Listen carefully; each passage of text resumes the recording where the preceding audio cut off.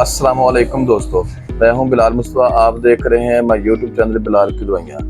آج ہم بات کریں گے ایچ پی وی وائرس کے بارے میں. ایچ پی وی وائرس اس کا مقصد کیا ہے لگوانے کا، لگوانی چاہیے کہ نہیں لگوانی چاہیے. ٹھیک ہے، آج کل پاکستان میں ایچ پی وائرس کے بارے میں بڑی باتیں ہو رہی ہیں. لوگ بڑے خوفزدہ ہیں کہ یہ کیا چیز ہے جو حکومت اتنا فورس کر رہی ہے ہمیں لگوانے کے لیے. تو آج ہم اس ویڈیو میں ایچ پی وی وائرس کے بارے میں ڈیٹیل سے بات کرتے ہیں.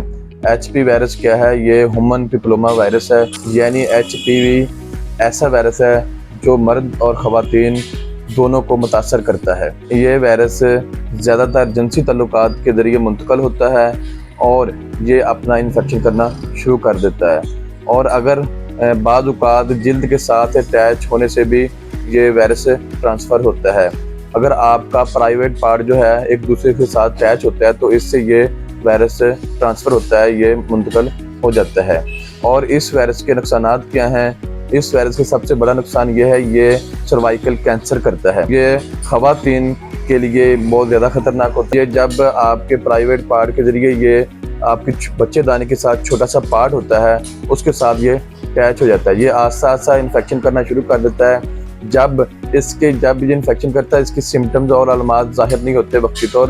کسی قسم کا کوئی علامات سامنے نہیں آتا کہ جس سے اندازہ لگایا جا سکے یہ کینسر کی کوئی وجہ ہو سکتی ہے. جب ڈائگنوز کرواتے ہیں تب پتہ چلتا ہے یہ آپ کو کینسر کا مسئلہ ہے. مرد اور خواتین میں گلے، منہ اور مقعد اور جنسی اعضاء کا بھی سبب بنتا ہے. یہ وائرس کینسر کا سبب بنتا ہے.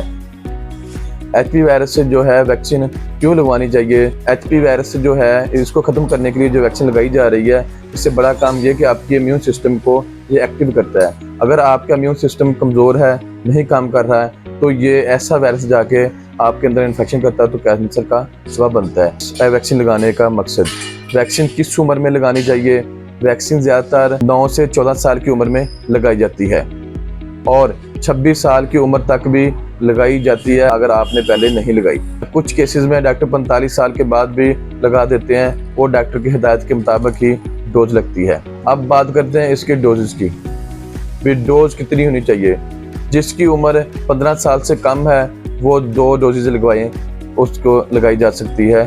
15 سال سے کم عمر کے بچوں کو 2 ڈوز لگائی جاتی ہے. 15 سال سے زیادہ عمر والے لوگوں کو 3 ڈوز لگائی جاتی ہے، وہ بھی ڈاکٹر کے مشورے کے مطابق. اب بات کرتے ہیں ہم اس کی سائیڈ افیکٹ کی. اگر آپ ویکسین لگاتے ہیں اس کا نقصان کیا ہے؟ جہاں پر ٹیکا لگایا جاتا ہے، جہاں پر سوجن اور درد ہوتی ہے، ہلکا سا بخار ہونا شروع ہو جاتا ہے اور چکر کبھی کبھار آتے ہیں اس انجیکشن کی وجہ سے. اور اس سے زیادہ نقصان نہیں ہے. اگر فیمیل یہ ویکسین لگواتی ہے تو اس کو کسی قسم کا نقصان نہیں ہے اور اس کے بچی دانی کو مسئلہ نہیں ہے. وہ بچے اس ویکسین کے بعد پیدا کر سکتی ہے. جو اس طرح کی افواہیں بالکل غلط ہیں، تو آپ لگوا سکتے ہیں.